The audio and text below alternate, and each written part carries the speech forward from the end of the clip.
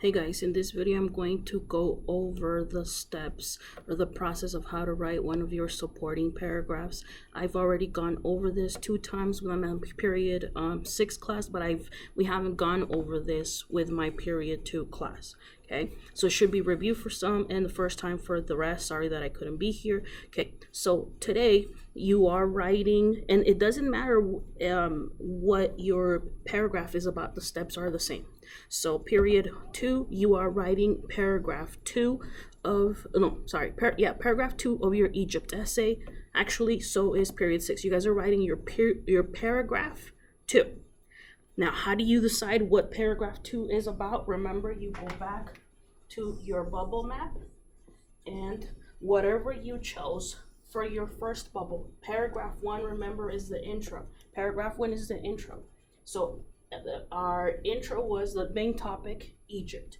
Paragraph 2, 3, and 4 are decided based on whatever you picked for your bubbles. No, we didn't all pick the same thing. For Titanic, we did. The whole class was doing plan or construction for paragraph 2.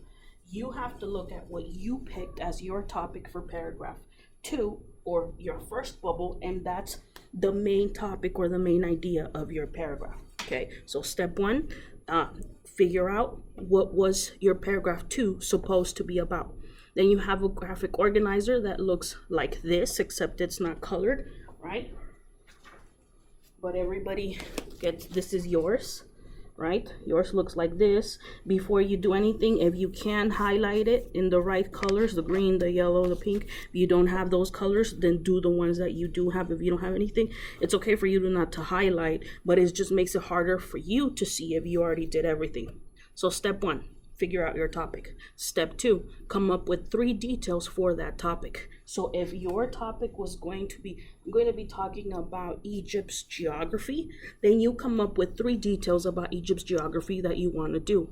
Okay, so that means you go and you look at the sources.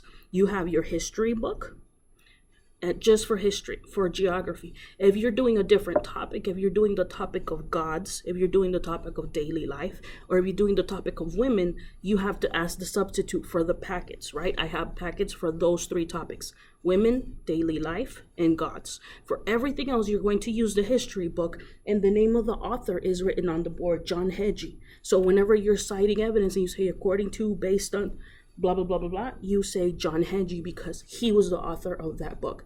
If you're doing the other sources, all of the sources that are in paper, those are all done by Don Don. Remember, that's his name. Even if they don't say by Don Don, that's the person who wrote all those articles. Okay, so you go and you read and you find your 3 things that you want to say. So let's say you were doing it about geography, you want to mention something, but I don't want to say it because then I'm giving all those people ideas. But detail 1, what do you want to say? Something about the geography. Detail 2, what else do you want to say? Detail 3, what else do you want to say? If you got it from the book, that's going to be evidence, okay? But we don't write the evidence first. First, we write the explanation. So in your own words, come up with 1 sentence based on your detail. So if your detail, and I'm going to suddenly switch, right? So if one of my details, I wanted to, when we did the Titanic, we said our topic sentence had to do a complete sentence and a claim about the plans. So a sentence about, the Titanic was supposed to be the biggest and strongest ship, or the fanciest ship. That's the topic sentence. We're making a claim about the topic. For details 1, 2, and 3 about plans and construction, we said, okay, detail 1, let's talk about how they came up with it. Detail 2, let's come up with how many people, how long it took to make. And detail 3, let's talk about, what else? The measurements and how big it's supposed to be, right? So if that's what you're doing, you would you write them over here on the side. You're like, okay, the plans, how they came up with it, a little 1 word, not a question, just how come up with. Okay, detail 2, how long it took, and then detail 3, how big it was or how many workers it took. And then you go and you write an explanation first in your own words. After you already have your evidence, you're like, okay, I figured out who came up with it and what they wanted. So first you explain it in your own words. Okay, the creators of the Titanic or Bruce Ismay wanted the ship to be the biggest ever, blah, blah, blah, blah, blah.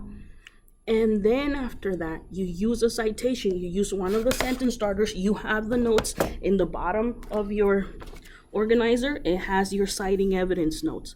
And there's also the notes on the poster, okay?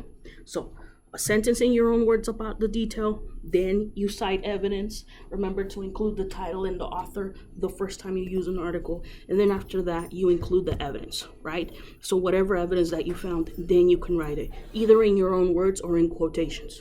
Then you do the same thing with detail too. So that brings us to the paragraph that we wrote. Look at this example. This is the one that we wrote in period 6, topic sentence. So where we said a complete sentence that you come up with that has to do with the planning of the Titanic. Read it, right? Then detail 1, we said, detail 1, we're going to talk about the plans for it, like what people wanted. Detail 2, we were going to talk about, because we read an article and they had some information.